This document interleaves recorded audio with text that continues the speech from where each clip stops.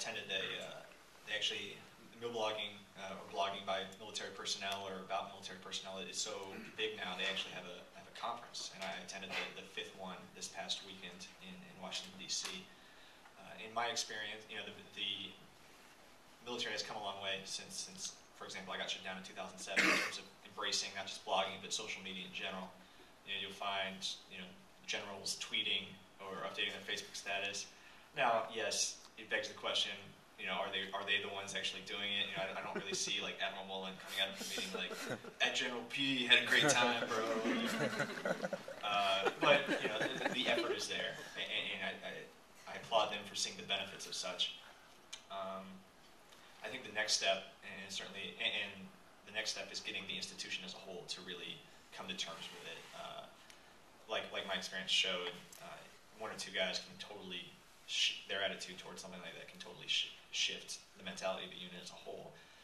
Right now, what we're seeing is kind of a generational difference within the military, which is symbiotic of society in general in terms of embracing things like social media. Younger soldiers, junior officers get it because they grew up with it. They're comfortable with it. They realize that complaining on Facebook is no different than complaining on your job in a bar. That's just how they view it. Yes, it's more accessible. Yes, it can be traded around, but it really is no different. Joe is going to complain about his job in a bar. Joe's probably going to still complain about his job on Facebook. The next step, I think, is getting that middle management, anywhere from major up to one-star general, to really understand that anything beyond operational security violations is just part of the new world. And that's just going to take time, and it's a percentage thing too. Like I know men of that rank that love it, had totally embraced it, or some of my peers were very scared of it. But it's a percentages game, so it'll just take some time, and probably be kids even younger than me that kind of grew up with this. Once they start making major and colonel in general, that we'll see that a really profound shift within the institution as a whole.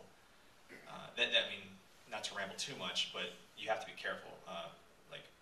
2 months ago, I believe, there was an Israeli soldier that posted details of an upcoming mission on Facebook, and they had to shut the whole thing. They had to shut the whole mission down, and he got kicked out of the army and jailed for 2 weeks. There has to be a firm line there, but what can you do? Okay, we have time for maybe 3 more questions. Okay. You talked about like that cultural divide between military culture and civilians, and obviously there is no one answer, but if you had the one answer, what would it be? Or like a general push. Right.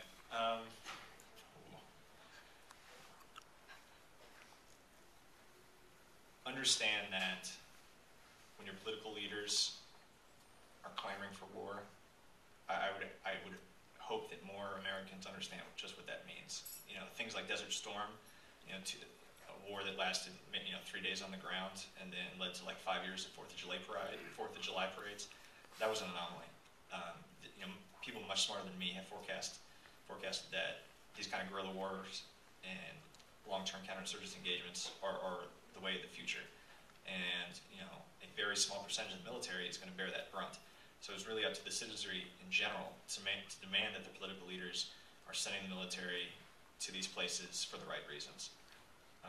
Because it's going to be 8 or 9 years. Staff Sergeant Boondock, a very close friend of mine, is getting ready to go for his 5th deployment.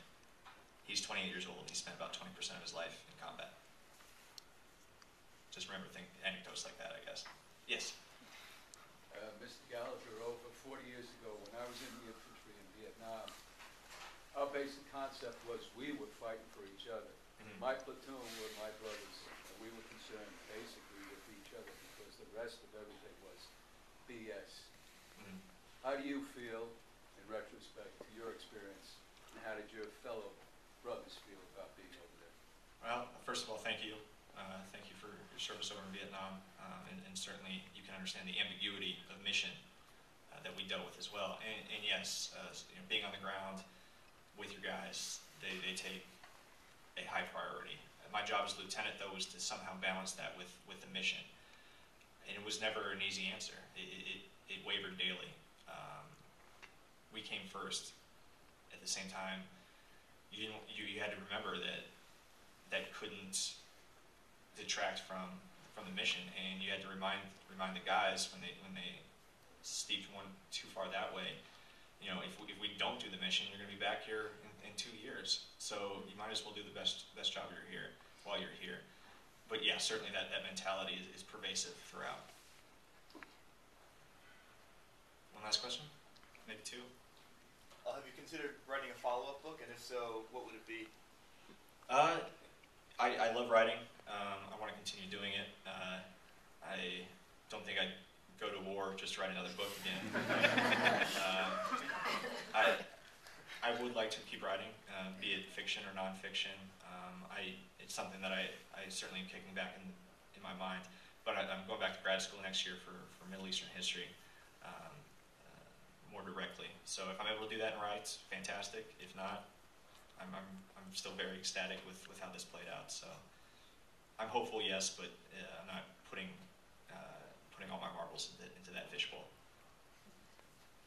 Was there any equipment that you wanted or needed that you did not have? Ooh, excellent question. Was there any equipment we wanted or needed that we did not have? By the time I got there in 2007, I've heard the horror stories by men that had served there those first couple of years. We had almost a surplus of equipment. I was on Strikers, which were tailor-made for urban combat, like Iraq. I know they're having a tough time in Afghanistan right now. I couldn't have wanted anything more or beyond the Striker and what its capabilities were. So I do think that